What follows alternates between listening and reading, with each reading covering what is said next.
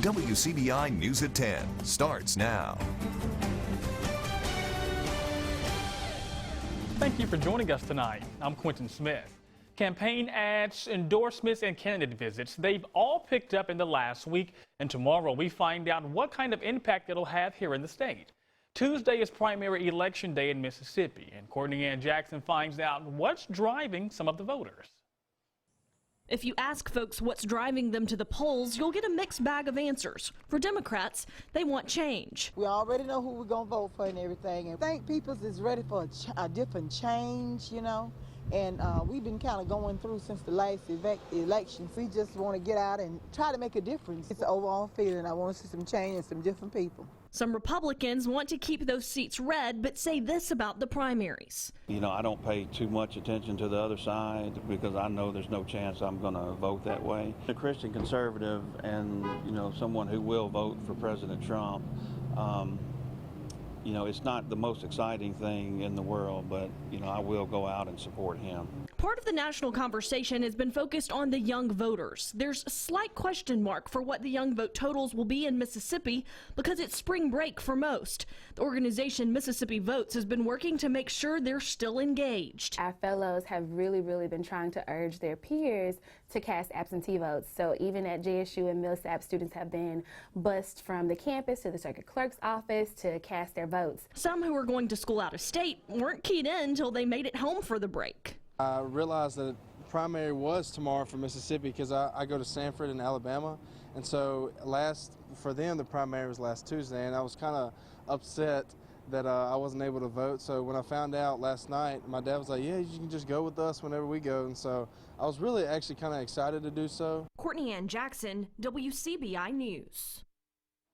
The Secretary of State's office reported last week that at the time they were seeing lower than normal absentee numbers. People say they're hopeful that won't be an indicator for turnout on tomorrow. Well, just as a reminder, the polls will open at 7 o'clock in the morning. In addition to choosing party nominees for president, voters will also cast ballots in the U.S. Senate and House of Representative races. Now remember, you will need a photo ID to vote. Otherwise, you'll be asked to cast an affidavit ballot.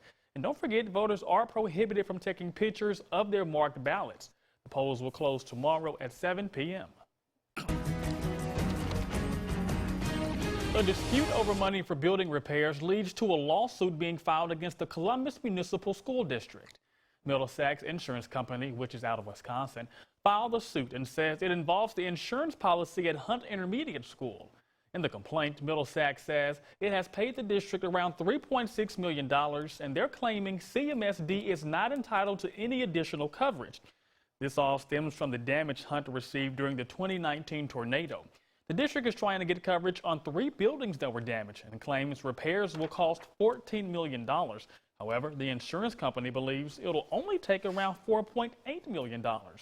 Middlesex has also paid CMSD $100,000 since it was forced to move out of one of its buildings. The district claims that wasn't enough to cover expenses. The lawsuit also accuses the school district of not turning in all of the paperwork to support its claims. Board attorney Chris Hemphill says they're still working with MEMA and FEMA on estimates, and once they finish up, he says they will then be able to provide the insurance company all of the necessary documents. We're in the process of of course we hired an architect, and then we'll be starting the bidding process within the next probably 7 days.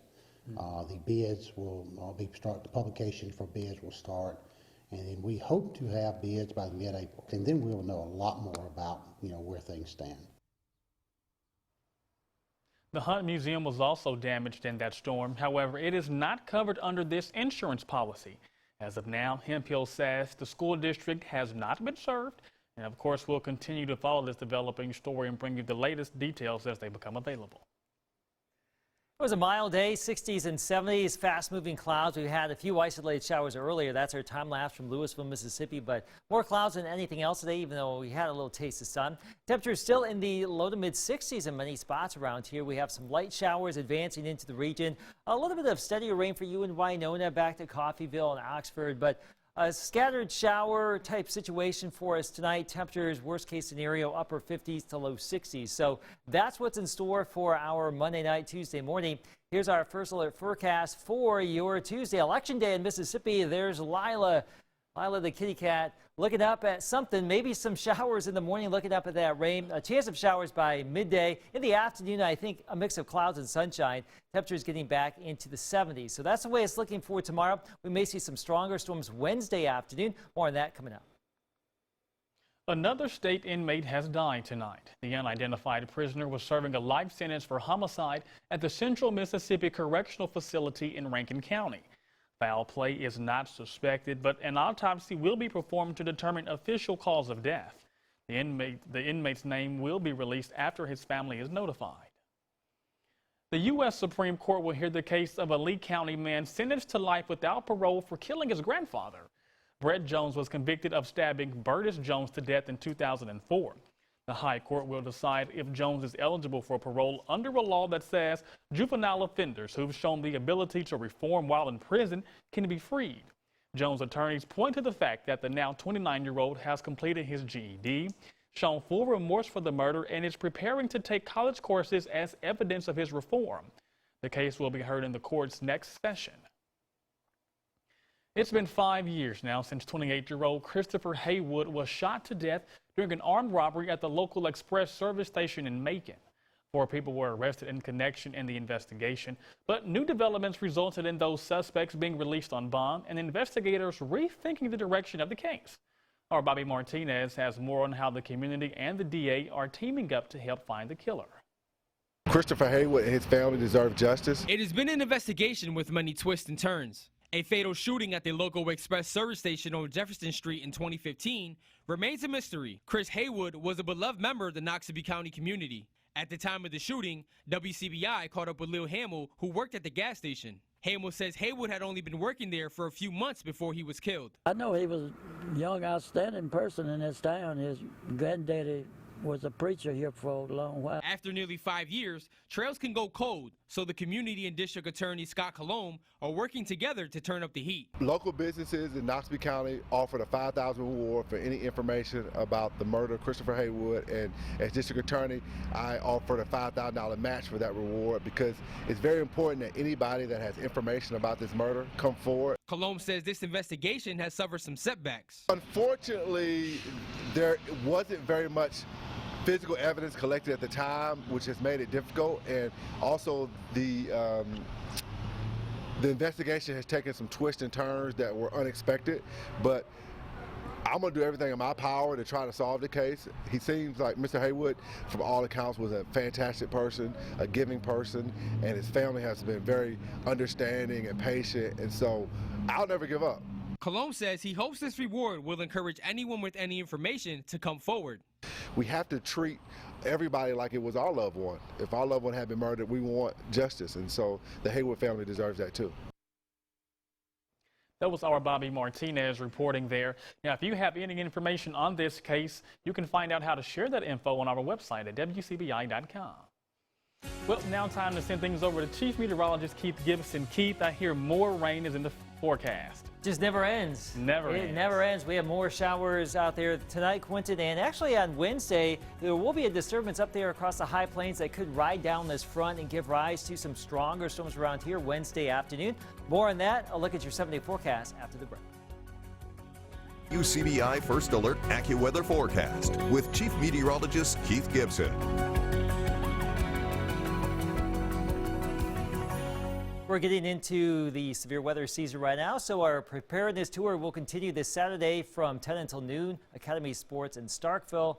Stop by and say hello. Get yourself a weather radio. We'll set it all up, ready to go. Now for tonight and tomorrow, no severe weather expected. Scattered showers. Election day in Mississippi in the morning. Temperatures around 60 or the low 60s by midday. Still the chance for a few showers out there. And by the afternoon, the rainfall will tend to fizzle out a little bit, and highs should get back into the lower 70s. We were 71 today in Columbus, maybe a shot at 72 or 73 in the Golden Triangle area tomorrow. Well above the average. Winds from the west at 5 to 15 here. Up north in Tupelo, same story, lower 70s. Some showers probably during the first part of the day. And in the afternoon, probably not as active, low 70s also for you in the West Alabama. So pretty warm Tuesday for us. Here's our Alpha Insurance Camera Network. Vernon, Durham's Pharmacy, Tupelo, Mississippi, Columbus, and Louisville. You can see the passing clouds right there and some showers from time to time. Some steadier showers out towards Winona and Grenada, Coffeyville, Calhoun City, Oxford.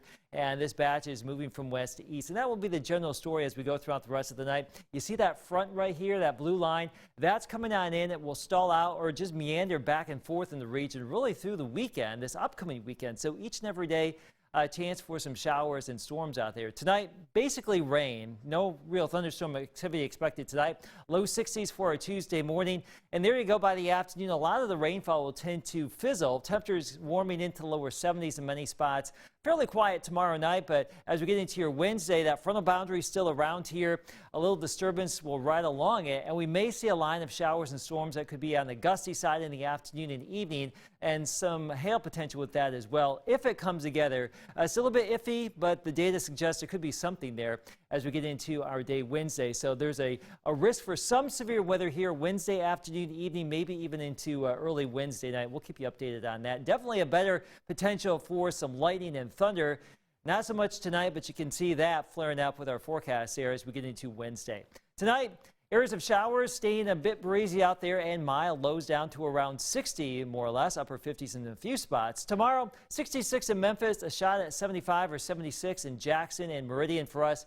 Generally speaking, some lower 70s. And as we mentioned, there's that boundary. Several little waves of energy will move through with that boundary, and that will give rise to these rain chances here. Now, we're not advertising a washout here on any one of these days, but there will be some rain and storms around. But it will be mild too, mid to upper 70s on some days, 60s on other days, lows in the 60s. So above average, a bit soggy, the standard fare we've had so far this year. Keith, what's up with this wet start that we're getting off to here in 2020? Just can't beat this rain. It just will not go away. I think we should unplug the weather machine, count to 10, and then plug it back up again. I want to go back to last September. Remember we had no rain for a month? No rain, yeah. We could use a couple of weeks without anything. You ever played Uno before? We're going to play the reverse card and reverse all the way back to September. I don't know those rules anymore. That's ages ago. I'll teach them to you. But then we can actually go in reverse. All right, thank you so much, Keith. MSU makes a clean sweep on some hoops hardware. We'll have more on that later in sports. Welcome back. In tonight's Health Talk with Baptist, we find out how Baptist hospitals are helping put all of your health care right at your fingertips. Hi, my name is Nicole Pounders, a registered nurse and part of the nursing informatics team here at Baptist Memorial Hospital, Golden Triangle. I want to talk to you about Baptist OneCare, what it is and how it benefits you. Baptist Memorial Healthcare, the system our hospital is a part of, has implemented an electronic health record system called Baptist OneCare at its hospitals, clinics, and physician offices. Baptist Golden Triangle went live with this electronic health record in December 2014. One of the most beneficial parts of this private and secure electronic health record is that it allows you to actively participate in your own or a loved one's care through MyChart, a free app available through your smartphone, tablet, or other electronic device. MyChart allows you to schedule, cancel, and reschedule a doctor's appointment for yourself or for a loved one, get appointment reminders from your doctor, keep a record of immunizations and allergies, get reminders from your doctor when it's time for your checkup, mammogram, or other wellness visit, get test results faster and see the normal ranges for each result, keep track of all current and past prescriptions, and request refills. Communicate electronically with your provider, pay your bill or set up a payment plan, and even request access to a family member's record whose health you are responsible for. Join us next time for Health Talk with Baptist when we will discuss some other benefits of Baptist OneCare. Mail your topic suggestions to healthtalk at WCBI.com. Health Talk has been brought to you by Baptist Memorial Hospital, Golden Triangle. Well, it's another Mississippi State sweep for the Howell and Gillum trophies. We'll hear from the winners coming up next in sports. With Chris Bolton. The Gillum and Howell trophies going to Mississippi's top college basketball players have been dominated by Mississippi State. And well, ladies and gentlemen, the trend continued again today. For the sixth consecutive year, a Mississippi State Bulldog wins the Gillum Award. Freshman Rakia Jackson receiving the honor. Jackson beating out teammate Jessica Carter and Delta State and former East Webster Wolverine Quantisha Patterson for the award. Jackson, simply put, is a bucket, posting one of the best freshman seasons in program history, scoring in double figures in 23 games, leading the Bulldogs in scoring at 15 a game. Jackson says the more awards she racks up, the higher her motivation becomes. It just makes me want to work even harder, just seeing all these accolades pile up, so it just makes me want more. I'm awfully proud of her for winning this prestigious award. She's got a shot to do what's only been done one other time, and I know she'll be highly motivated for that. For the third straight season, the Howell Trophy is going back to Starkville. Mississippi State sophomore forward Reggie Perry winning the award. Perry selected over Ole Miss's Brian Tyree and Tougaloo College's Ladarius Woods. Perry is the only player in the SEC men's basketball to average a double-double, scoring 17 points and 10 rebounds a game. It means a lot to continue the legacy, of course, and it means a lot to get this award and keep the trophy at Mississippi State. He's obviously one of the best players in the SEC, the leading rebounder. I think he's fourth in scoring. He's, top 10 in field goal percentage, free throw percentage. He's going to be a player that people are going to remember for a long time because they're going to be watching him on TV in the NBA for years to come. Perfect. And then Now here's a look at the setup in Nashville for the men's SEC tournament. We have the 12th seed Ole Miss Rebs taking on 13th seed Georgia. So we got Brian Tyree going up against possible draft pick Anthony Edwards. That game will be Wednesday at 6 o'clock Central. Then the winner of that matchup will go on to take on the 5 seed Florida Gators. That game will be Thursday. The tip-off approximately 2:30. Then the winner of that matchup, they'll take on Mississippi State, who has a double bye on Friday at approximately 2:30. Maybe a rubber match between the Rebs and Mississippi State. And also, if Georgia or Florida makes it, they'll be looking for revenge as well, as they lost to the Bulldogs earlier this season. The SEC releasing a statement today regarding the men's tournament in Nashville in response to the coronavirus. The release saying the tournament will proceed as normal, while the SEC, quote, continues to monitor developments. The SEC will also increase sanitizing equipment and increase disinfection around the arena. The Tennessee Health Department confirming its 4th case of coronavirus today. Caledonia taking on Calhoun City in high school baseball. We go to the top of the 6th. Tony Brooks pitching for the Feds. No outs. Preston Conley hitting. He hits a solo jack over the left field wall. That'll put the Wildcats ahead 1-0. Now we go to the bottom of the 7th. Gage Lucius pitching. Nathan McLemore batting. He doubles to center field right outside the outfielder's reach. That'll put 2 on base for the Feds. They're going to score a run, forcing extra innings. We go to the bottom of the 9th. McLemore again. He singles to left field. Then later on in the inning, bases loaded. There's a walk-off walk. Walk-off walk right here. That'll score the run for the Feds. They go on to win this one in a low-scoring matchup. The final, Caledonia 2, Calhoun City 1. Then a massive week of college baseball coming up, especially for Mississippi State. The Bulldogs will face the 3rd-ranked Texas Tech at Trustmark Park for a 2-game series tomorrow and Wednesday to prepare for the start of SEC play, where the 15th-ranked Arkansas Razorbacks, they come to town to Duty Noble Field. And then for Ole Miss, a 2-game road series against Louisiana Monroe before the Rebels come back home to start SEC play against the LSU Tigers. So things heating up both on the diamond and on the basketball court. Definitely. It's March Madness. Mississippi State got the 4 seed, right? They got the 4 seed, got the double bye. If you told me at the beginning of the season that Mississippi State would have the 4 seed and be on the bubble still, wouldn't believe it. I told you was crazy. I know, right? They started off slow, but they say it's not how you start, it's how you finish. It's how you finish, so hopefully they'll finish with the SEC tournament win. All right, thank you so much, Chris. We'll have a last look at your forecast after the break. Election day in Mississippi tomorrow. We have a chance for some morning rain, and then by the afternoon, things should be warming back up. Rain chances will ebb a little bit in the afternoon.